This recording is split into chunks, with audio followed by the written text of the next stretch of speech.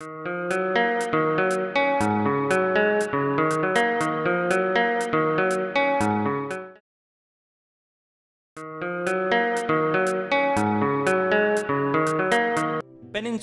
a landmass projecting into a water body and connects at one side to the main land.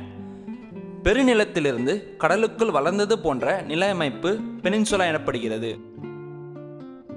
இதைப்போன்று கடலிலிருந்து வளர்ந்தது போன்ற நூற்றுக்கணக்கான நிலப்பகுதிகள் இவ்வுலகில் உள்ளன. நாம் வாழும் தென்னிந்திய நிலப்பகுதியே இதற்கு சிறந்த சான்றாகும். தென்னிந்தியா பெனின்சுலார் இந்தியா என்று அழைக்கப்படுகிறது. இந்திய மொழியில் இது தீபகற்பம் எனப்படும். இது தீ கரு என்ற தமிழ் வேர்ச்சொல்லிலிருந்து உருவான இந்திய சொல்.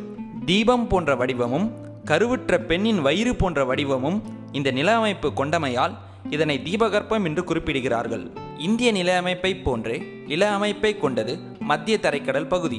அங்குள்ள செங்கடல் பகுதியும் ஒரு பெனின்சுலா தான்.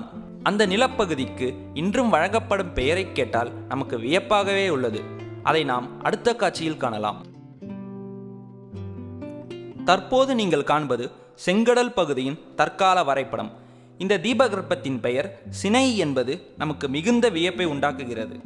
சினை என்பது கருவுற்ற வயிற்றை குறிக்கும். இது நாம் அறிந்த உண்மை. அன்றிலிருந்து இன்று வரை இப்பெயர் நிலைத்துள்ளதை நாம் காணலாம். மேற்கூறிய இரண்டு தொன்மையான சான்றுகளின்படி கடலில் இருந்து வளர்ந்தது போன்ற நில அமைப்பை கொண்ட பகுதிகளை பெண்ணின் கருவுற்ற வயிற்றோடு ஒப்பிட்டு அழைத்திருக்கின்றனர் என்பது தெளிவாகிறது. எனவே பெனின்சுலா என்ற சொல்லும் இதன் அடிப்படையில் உருவாகி இருக்கவே வாய்ப்புள்ளது. இந்த சொல்லை பெண் இன் சூல் என்று பிரிக்கலாம். சூல் என்பதும் சினை என்பது போல கருவுற்ற பெண்ணின் வயிற்றையே குறிப்பதால் பெனின்சுலா என்பது நேரடியான காரணப்பெயராகும். தீபகற்பத்திற்கு தூய தமிழ் சொல் பெண்ணின் சூல் என்பதாகும். இதுவே பெனின்சுலா என்று மருவி அழைக்கப்படுகிறது. லத்தீன் மொழியில் பென் இன்சுலா என்பதற்கு ஆல்மோஸ்ட் ஐலாண்ட் என்பது பொருளாகிறது. லத்தீன் உருவான காலத்தில் பென்னின்சூலின் வேர்களை அறியாதவர்கள் மேற்காட்டிய வகையில் பிரித்து புதிய வேர்களை உருவாக்கி கொண்டார்கள்.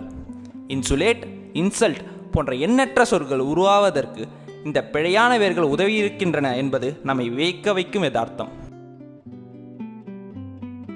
யூத மக்களை ராம்சேஸ் இளவரசரிடமிருந்து மீட்ட மோசஸ் அம்மக்களை செங்கடல் வழியாக அழைத்து வந்தபோது செங்கடல் இரண்டாக பிளந்து வழிவிட்டதாக கிறிஸ்துவர்களின் நூலான பழைய ஏற்பாடு கூறுகின்றது.